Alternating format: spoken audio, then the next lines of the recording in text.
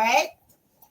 Now, there's also emotional issues why people procrastinate. All right. There's low self-esteem.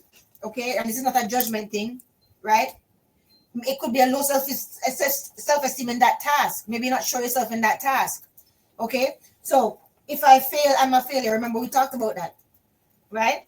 The perfectionism, whereas if it's not perfect, that means that I'm worthless. That's not true, right? Fear of failure and fear of success. Okay. So don't let your identity be tied to the task. Okay. That is what that is what the whole lesson is about. Okay. So he talks about the two brain system again, about your limbic system, where your limbic system seeks for safety and novelty and immediate relief, right? Which is very powerful in the moment, right? And when fear and overwhelm spike, that's your limbic system that leads you to avoidance and numbing. So you scroll, right? So procrastination isn't a knowledge gap, people. It's not. It's a capacity conflict between safety now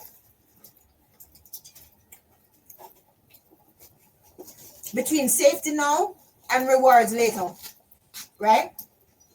That's what it is. So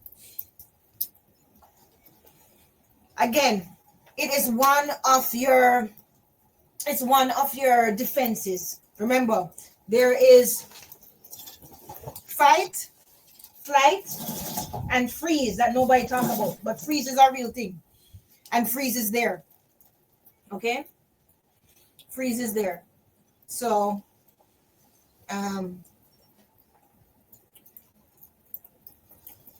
let me go into this now. All right, so how we can heal procrastination?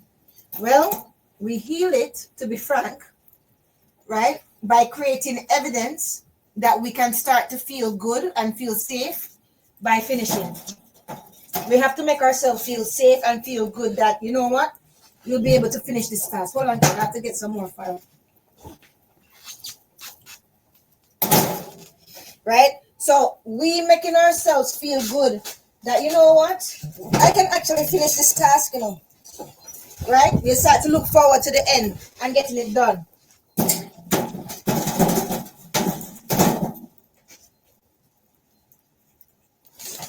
Okay, so that is something that you can, that is a tool that you can use, right?